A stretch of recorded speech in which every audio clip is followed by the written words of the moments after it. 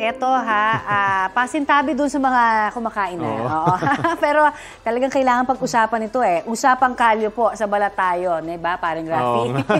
Isa po yata yan sa mga skin conditions na madalas pinagwawalang bahala kasi. At Maring Connie, meron pang ang ilan na do-it-yourself yung pagtatanggal. Linawin natin ang tamang kalyo treatment at nakasalang sa balita ko ang dermatologist at medical director ng Dare Clinic, Dr. Jean Marquez. Magandang umaga po, Doc, and welcome sa balita ko. At co-host ko rin sa Pinoy MD. Oo nga. Hi, Doc.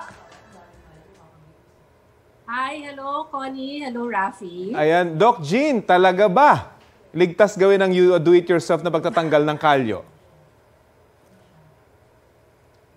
Alright, kasi kagaya ng mga ibang mga DIY treatments, no? Wala enough na pagsasanay na nagsasabi ito is safe and effective, no? So kung dalawa lang mangyayari dito, kung hindi ito effective, pwede rin itong mag-cause ng danger, no? Lalo na kapag itong mga kalyo, ang ina-attempt kasi nitong mga DIY treatments na to, na tuklapin yung balat, no? Or to exfoliate the dead skin. Ito'y numipis, no?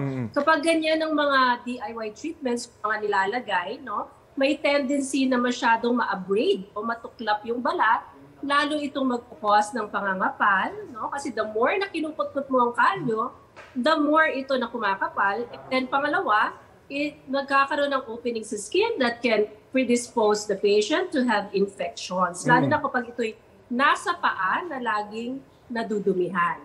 Pero Doc, meron bang gamit ang kalyo? Meron bang advantage ang kalyo?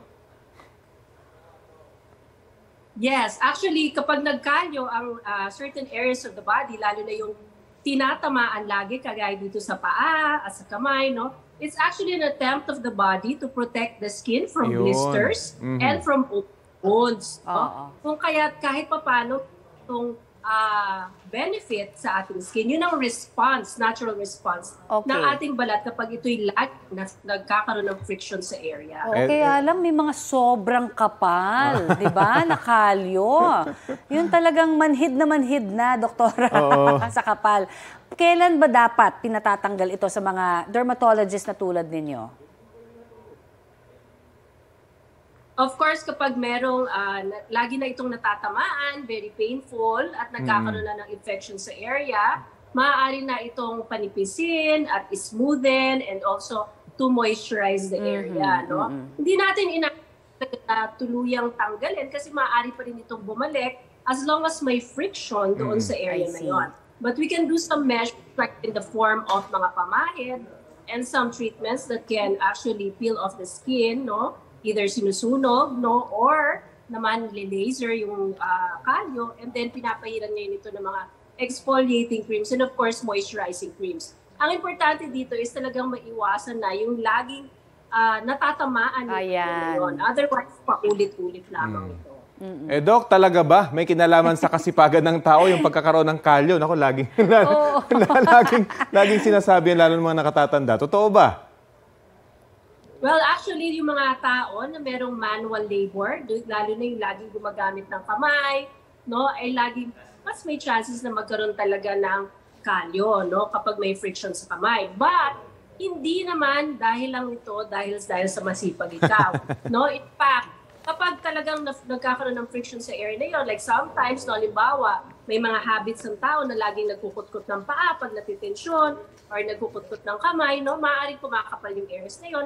Or kadalasan dahil ito sa mga shoes ng mga masisikip, nagkakaroon din ng kalyo dun sa area na yun. And of course, halimbawa, yung iba naman, no, kapag may mga ginagamit, no, or laging ini-scrub o naghihilod lagi, yan kadalasan, naghihilod, gumagamit ng bato sa balat, no, nagkakaroon. Kaya hindi lang ito magkaroon sa kamay paa, pati sa ibang areas ng katawan. Ayan, dami ko pang tanong, kaya lang sayang. Magkita na lang tayo sa Pinoy MD, doktora. Thank you very much, Doktora Jean Marquez. Thank you, Ren. Yes, thank you. Balita ko, may tututukan kayo tuwing 11 a.m. sa GTV. Alamin ang mahalagang balita at impormasyong dapat ninyong malaman sa Balita Ko tuwing Lunes hanggang Biyernes. Mag-subscribe din po sa GMA Integrated News sa YouTube. Sa mga kapuso naman abroad, maaari po kaming masubaybayan sa GMA Pinoy TV at www.gmanews.tv.